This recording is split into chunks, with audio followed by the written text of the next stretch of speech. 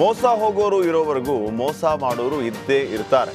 ಅದರಲ್ಲೂ ಬಡ ಮುಗ್ಧ ಜನರೇ ಅತಿ ಹೆಚ್ಚು ಮೋಸ ಹೋಗ್ತಾರೆ. ಇಲ್ಲಿ ತಾಯಿ ಮಗಳಿಬ್ರು ಸೇರ್ಕೊಂಡು ಇಡೀ ಊರಿಗೆ ಪಂಗನಾಮ ಹಾಕಿದ್ದಾರೆ. ಮಕ್ಮಲ್ ಟೋಪಿಯನ್ನ ಹಾಕಿ ಎಸ್ಕೇಪ್ ಆಗಿದ್ದಾರೆ.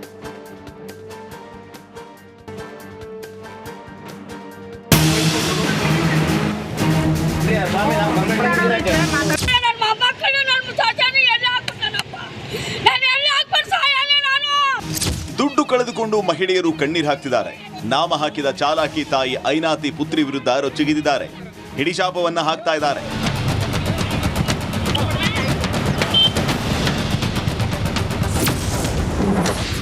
ಐನಾತಿ ತಾಯಿ ಮಗಳ ಮೋಸದಾಟ. ಮಂಡ್ಯದಲ್ಲಿ ಬೀದಿಗೆ ಬಿದ್ದ ಬಡ ಕುಟುಂಬ. ಎಸ್, ಈ ಫೋಟೋದಲ್ಲಿ ಕಾಣ್ತಾ ಇರೋ ಇವರಿಬ್ಬರನ್ನ ನೋಡಿದ್ರೆ ಅಮಾಯಕರು ಅನ್ಸುತ್ತೆ, ಪಾಪ ಏನೂ ಗೊತ್ತಿಲ್ಲದವರು ಅನ್ಸುತ್ತೆ. ಆದ್ರೆ ಇವರಿಬ್ಬರು ಸಾಮಾನ್ಯ ಅಲ್ಲ ಕಣ್ರಿ. ಒಬ್ಬಳು ಚಾಲಾಕಿ ತಾಯಿ, ಮತ್ತೊಬ್ಬಳು ಐನಾತಿ ಪುತ್ರಿ.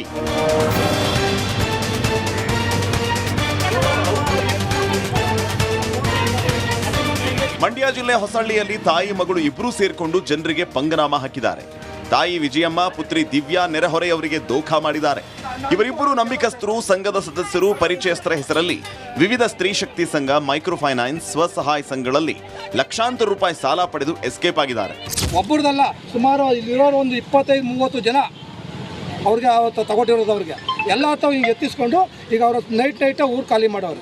1 ಕೋಟಿಗೂ ಹೆಚ್ಚು ಅವರು ಈಗ ತಿಂಗಳಿಗೆ 5.5 ಲಕ್ಷ ಅಂದ್ರೆ ಲೆಕ್ಕ ಹಾಕೊಳ್ಳಿ, ಎಷ್ಟು ಕಟ್ಟಬೇಕು ಅನ್ನೋದು ಲೆಕ್ಕ ಹಾಕೊಳ್ಳಿ ನೀವು. ಈಗ ಸಾಲ ಕೊಟ್ಟ ಖಾಸಗಿ ಫೈನಾನ್ಸ್ ಕಂಪನಿಗಳ ಸಿಬ್ಬಂದಿ ನಾಮಿನಿ ಕೊಟ್ಟವರ ಬಳಿ ವಸೂಲಿಗಾಗಿ ಬರ್ತಾ ಇದ್ದಾರೆ. ನಾಮಿನಿ ಕೊಟ್ಟವರು ತಾಯಿ ಮಗಳ ಮೋಸದಿಂದ ಕಣ್ಣು ಬಾಯಿ ಬಿಡ್ತಿದ್ದಾರೆ. ನಂಬಿಸಿ ಕತ್ತು ಕೊಯ್ದವರು ಅಂತ ಊರ್ ಮಧ್ಯೆ ಐನಾತಿ ತಾಯಿ ಮಗಳ ಫ್ಲೆಕ್ಸ್ ಹಾಕಿ ಕಿಡಿಕಾರಿದ್ದಾರೆ.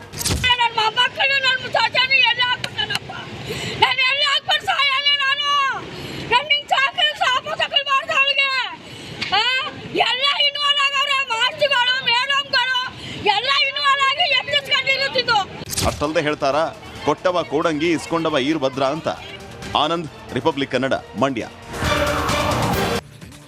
ಬಸ್ಗಳಲ್ಲಿ, ರೈಲ್ವೆ ಸ್ಟೇಷನ್ಗಳಲ್ಲಿ, ರೋಡ್ ಸೈಡ್ ಅಲ್ಲಿ ಅನಾಮಿಕ ಸೂಟ್ಕೇಸ್ ಅಥವಾ ಲಗೇಜ್ ಸಿಕ್ಕಿದ್ರೆ ಸಾಕು, ಯಾರಿಗಾದ್ರೂ ಭಯ ಹುಟ್ಟುತ್ತೆ. ಹೀಗೆ ಕೋಲಾರದಲ್ಲಿ ಕಂಡು ಬಂದ ಸೂಟ್ಕೇಸ್ ಒಂದು ಜನರನ್ನ ಬೆಚ್ಚಿ ಬೀಳಿಸಿತ್ತು. ಅದನ್ನ ತೆಗೆದು ನೋಡಿದಾಗ ಅಲ್ಲಿದ್ದವರೇ ಒಂದು ಕ್ಷಣ ಶಾಕ್ ಆದ.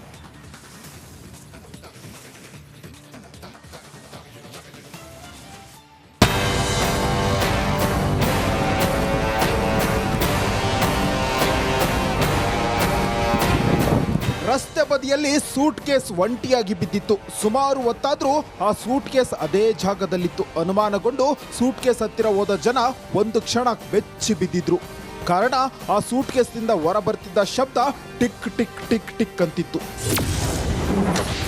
ಕೋಲಾರದಲ್ಲಿ ಸೂಟ್ ಕೇಸ್ ಬಾಂಬ್ ಆತಂಕ.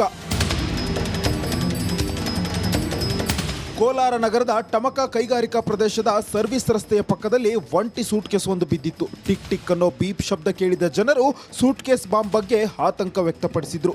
ಪೊಲೀಸರಿಗೆ ಮಾಹಿತಿ ನೀಡಿದ್ರು.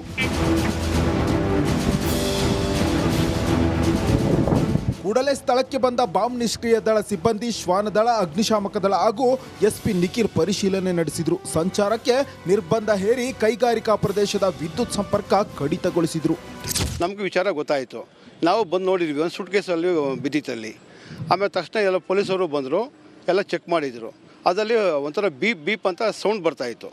ಬಾಂಬ್ ಇದೆ ಅಂತ ಹೇಳ್ಬಿಟ್ಟು ಎಲ್ರಿಗೂ ಡೌಟ್ ಬಂದ್ಬಿಡ್ತು. ತಕ್ಷಣ ಕೋಲಾರ ಪೊಲೀಸರೆಲ್ಲ ಬಂದ್ಬಿಟ್ಟು ರೋಡೆಲ್ಲ ಬಂದ್ ಮಾಡಿ ಪಬ್ಲಿಕ್ ಟ್ರಾವೆಲ್ಸ್ ಎಲ್ಲ ಪೂರ್ತಿ ಬಂದ್ ಮಾಡಿದರು.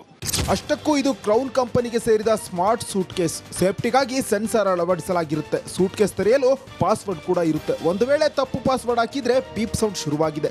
ಇದೇ ಬೀಪ್ ಸೌಂಡ್ ಜನರಿಗೆ ಆತಂಕ ಸೃಷ್ಟಿಸಿತ್ತು. ಇದು ಒಂದು ಸ್ಮಾರ್ಟ್ ಬ್ರೀಫ್ ಕೇಸ್ ಆಗಿರೋದ್ರಿಂದ ಯಾರೇ ಇದನ್ನು ಓಪನ್ ಮಾಡೋಕ್ಕೆ ನೋಡಿ ಫೇಲ್ ಆದಮೇಲೆ ಈ ಒಂದು ಅಲಾರಾಮು ಶಬ್ದ ಮಾಡುತ್ತೆ. ಸೊ ಅದು ಯಾವಾಗ ಶಬ್ದ ಮಾಡೋಕ್ಕೆ ಶುರು ಆಗುತ್ತೆ ಅದು ಓನರ್ಗೆ ಅಲರ್ಟ್ ಥರ ಗೊತ್ತಾಗಲಿ, ಸೌಂಡ್ ಬಂದು ಅಲರ್ಟ್ ಗೊತ್ತಾಗಲಿ ಅಂತ ಈ ಒಂದು ಮೆಕ್ಯಾನಿಸಮ್ನ ಇದರಲ್ಲಿ ಅಳವಡಿಸಿದ್ದಾರೆ. ಸದ್ಯ ಅನುಮಾನಾಸ್ಪದ ಸೂಟ್ ಕೇಸ್ ಬ್ಲಾಸ್ಟ್ ಮಾಡುವ ಮೂಲಕ ಜನರ ಆತಂಕವನ್ನು ದೂರ ಮಾಡಲಾಗಿದೆ. ಅಯ್ಯೋ, ಸೂಟ್ ಕೇಸ್ನಲ್ಲಿ ಬಾಂಬ್ ಇದೆ ಅಂತ ಗಾಬರಿಗೊಂಡಿದ್ದ ಜನ ನಿಟ್ಟುಸಿರು ಬಿಟ್ಟಿದ್ದಾರೆ. ಸುರೇಶ್, ರಿಪಬ್ಲಿಕ್ ಕನ್ನಡ, ಕೋಲಾರ.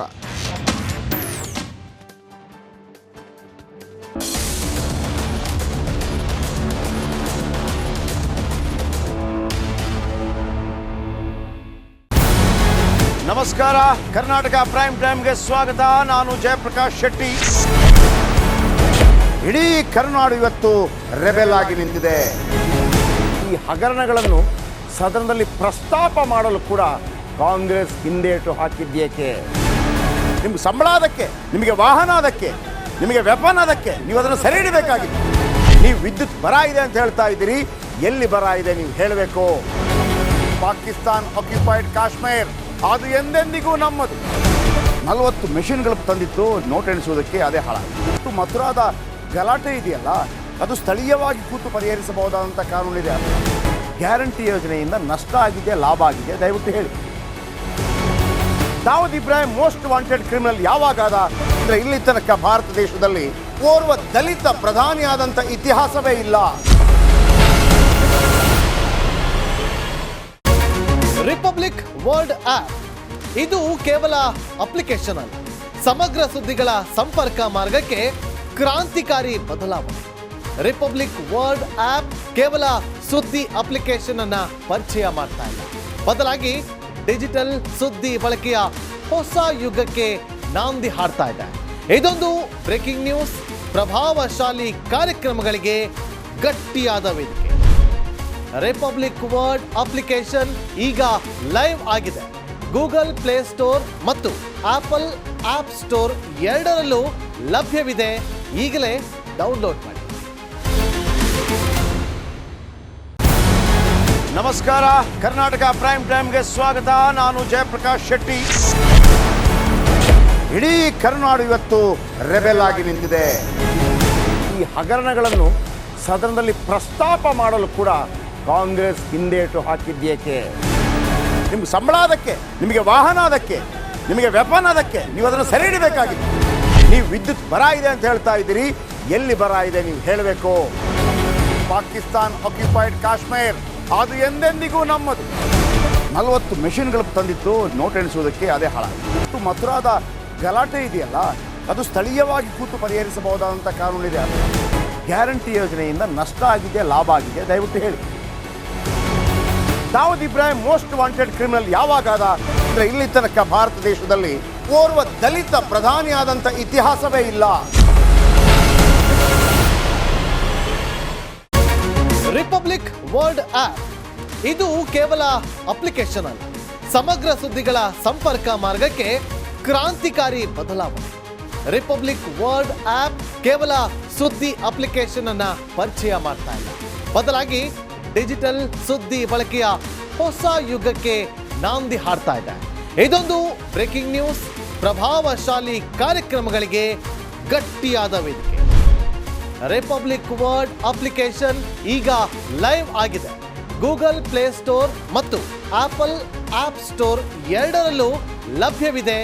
ಈಗಲೇ ಡೌನ್ಲೋಡ್ ಮಾಡಿ.